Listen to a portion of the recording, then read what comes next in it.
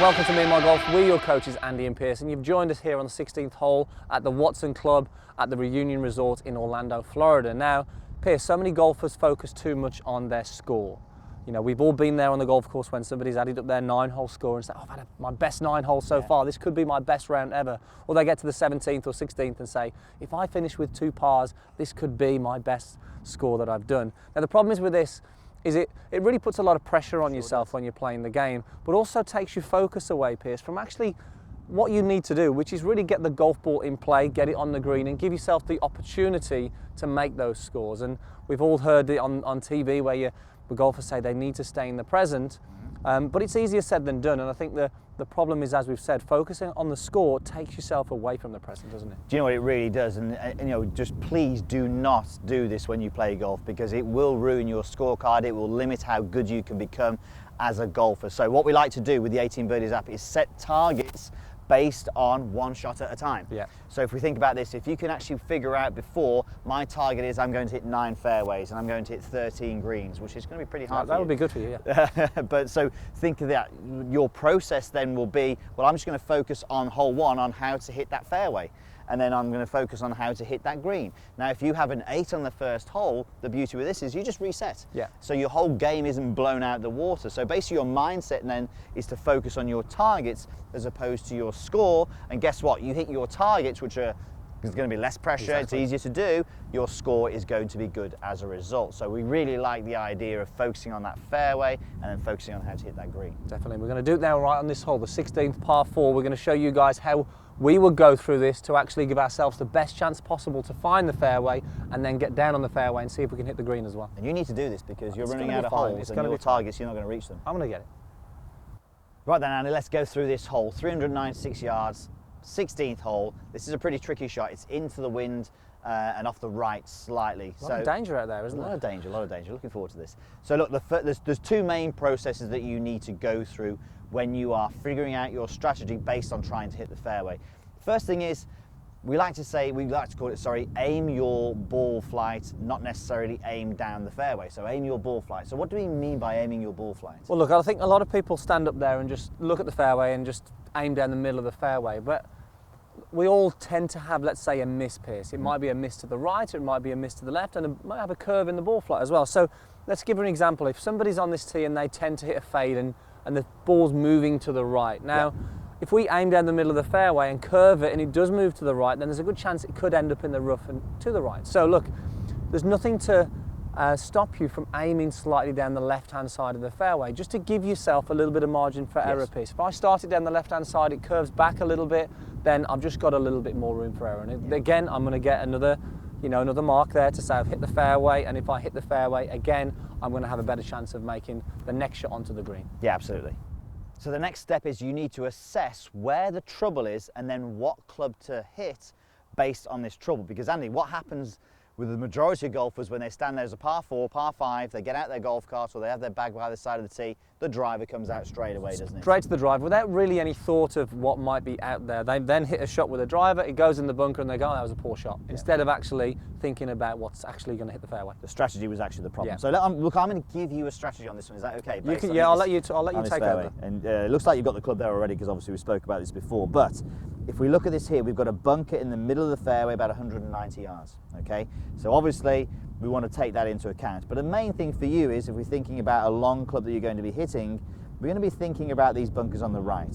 That's your actual run out area. So we can see here that if we got about 230, just over 230, that's your kind of effective landing area to get the ball to stop. Anything more than that going 240, you're going to be going into these bunkers on the right. So this gives you the widest part of the fairway for you to hit the golf ball into. So it gives me that little bit of room there, doesn't it, as well? Indeed. Now, the good thing as well from here is we know straight away that it's not a driver for Andy, because if you hit your driver on that line, it's going to go into that bunker. So you've got 2 iron there? I've got 2 iron here. Okay, so 2 iron we're going to put into play. So the good thing with this as well now is, Andy, we're talking about aiming your ball flight. Now, we know that you are hitting a bit of a draw at the moment, so if we factor that in with the wind, we're going to be aiming sort of that right edge of the fairway to allow that ball to sling round, aren't we?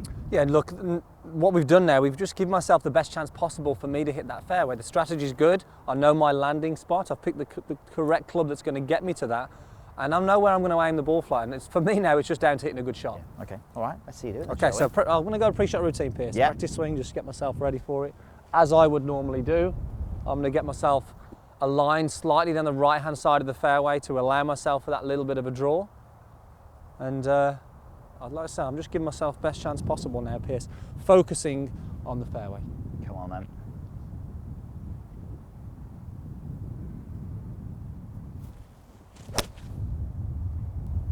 Perfect, right-hand side. Wind's bringing it down, actually a little low as well, which is really good because the wind doesn't affect it so much. So we're going to find out where that is now and play in from there. But actually, you just hit a target. I found the fairway. I can get a point on there now, Yeah, Pierce. a point, yeah.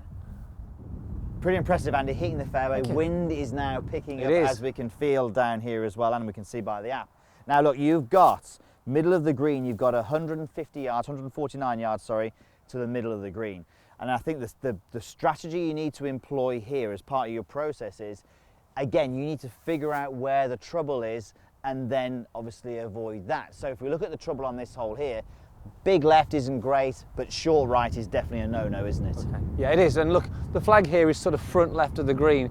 And I think the mistake a lot of golfers make, Pierce, is they look at the flag and just automatically hit it towards the flag. Yes. So what the key thing here is selecting the spot on the green that's going to give yourself a little bit of room for error, just like we did on the fairway. And if I can select that spot, I can hit it towards that spot.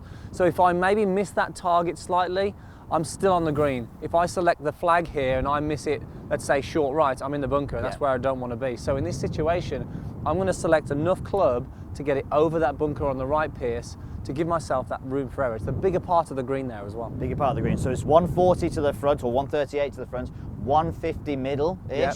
So what we need to be looking at here now is saying, well, look, we need to hit that 150, don't we? Exactly. So 150 for me would normally be an 8. There's a bit of breeze up there, so I'm going with a 7 now. Okay. Okay, so I'm going to pick my spot to be slightly right of the flag, but again, that 150 mark. Okay, so look, before he hits this shot, you can get into your routine now, Andy.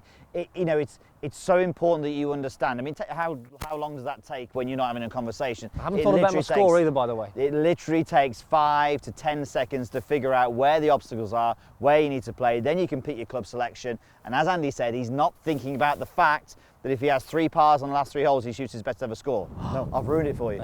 And I'm not even looking at the flag here. I'm looking at the spot that I've picked. I've done my routine. I've picked that spot. Again, just about executed it now. Very nice.